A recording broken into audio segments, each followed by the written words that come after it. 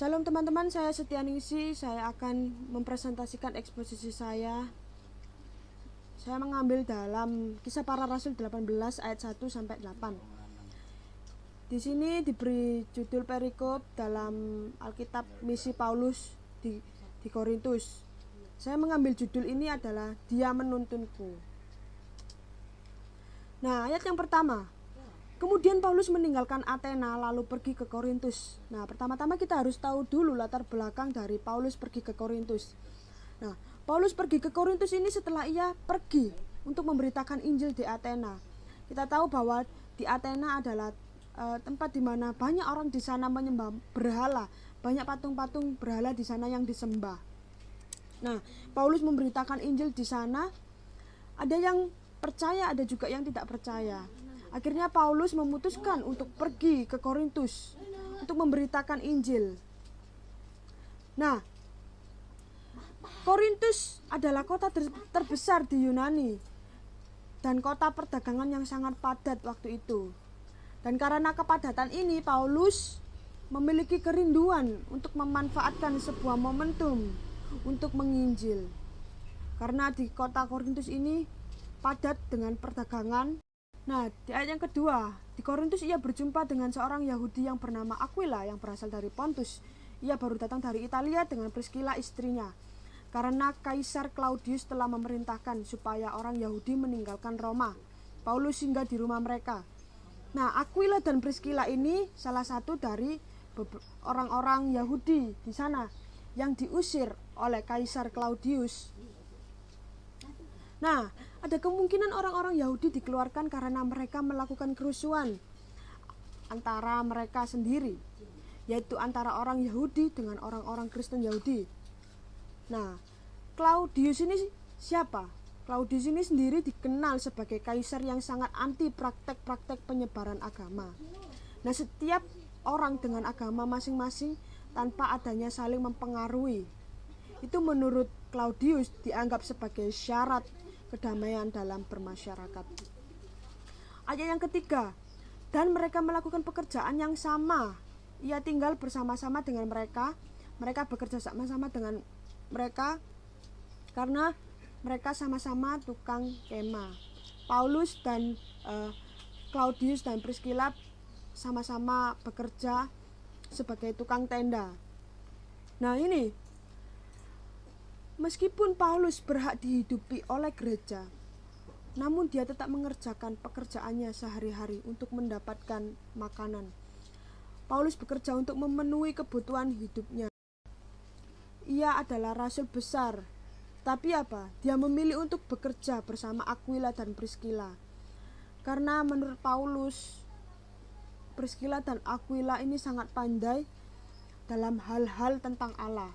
Paulus mengatakan dalam Roma 16 bahwa Aquila dan Priscilla ini adalah teman-teman atau kawan-kawan sekerjaku dalam Kristus Yesus. Ayat yang keempat, dan setiap hari Sabat Paulus berbicara dalam rumah ibadat dan berusaha meyakinkan orang-orang Yahudi dan orang-orang Yunani. Nah, di sini Paulus aktif setiap hari Sabat untuk mengajar dan berusaha meyakinkan orang-orang di sana. Nah, ini memakai kata imperfect tense, artinya sebuah pesan penting untuk didengarkan ketika Paulus mengajar dan berusaha meyakinkan.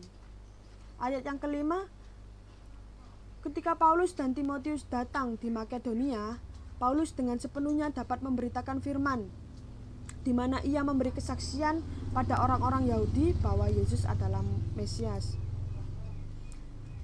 Di ayat yang kelima, Paulus dibantu oleh Timotius dan Silas dalam pekabaran Injil, sehingga membuat Paulus dengan leluasa lebih lagi dapat memberitakan Injil. Di ayat yang keenam, ketika orang-orang itu memusuhi dia dan menghujat, ia mengebaskan debu dari pakaiannya dan berkata kepada mereka, biarlah darahmu tertumpah ke atas kepalamu sendiri. Aku bersih, tidak bersalah. Mulai sekarang aku akan pergi kepada bangsa-bangsa lain. Nah, seperti yang dikatakan oleh Kak Krisna dalam presentasinya kemarin, mengebaskan debu berarti apa? Menerima penolakan tersebut dengan ikhlas.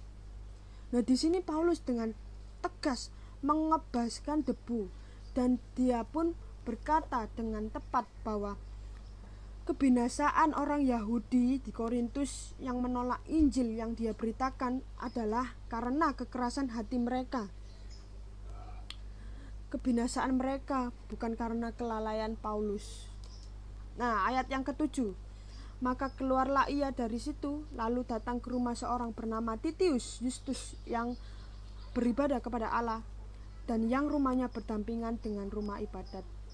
Nah, di sini ketika orang-orang Yahudi tidak mau membiarkan dia meneruskan pekerjaannya, dengan tenang dalam pertemuan mereka,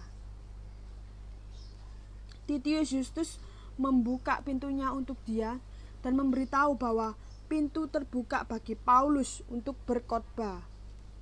Mulai dari sini Paulus menetapkan untuk tinggal di kota itu selama 1,5 tahun lagi untuk mengabarkan Injil kepada orang-orang bangsa non-Yahudi di Korintus.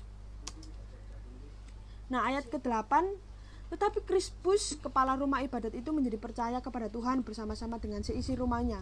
Dan banyak orang di Korintus yang mendengarkan pemberitaan Paulus menjadi percaya dan memberi diri mereka dibaptis. Di ayat yang ke-8 ini, penginjilan Paulus tidak sia-sia. Melalui ketekunan Paulus yang tidak lelah dalam menginjil, ada jiwa yang dibenangkan oleh Tuhan. Nah, Krispus dan seisi keluarganya ini dimenangkan dan memberi diri mereka untuk dibaptis. Ada penyertaan Tuhan di dalam setiap apapun yang dilakukan Paulus, sehingga apa yang dikerjakan Paulus tidak menjadi sia-sia. Kesimpulan, tidak ada tugas dan panggilan Allah yang dikerjakan dengan sembarangan dan tanpa goncangan dan tanpa kesulitan apapun. Banyak sekali rintangan bahkan penolakan dalam mengabarkan berita baik tentang Yesus. Tetapi dengan siapa kita menaruh harap, itu memberikan kita kekuatan untuk tetap terus maju dan tidak takut dalam menjalankan misi Allah. Adanya rintangan harusnya membuat kita semakin kuat dalam mengandalkan Tuhan. Nah, ketekunan Paulus dan kesabaran dan kerendahan hati Paulus ini telah menjadi contoh, teman-teman, bahwa apa yang kita kerjakan dengan sungguh-sungguh, Tuhan membuat jerih lelah kita dalam pekabaran Injil tidak sia-sia.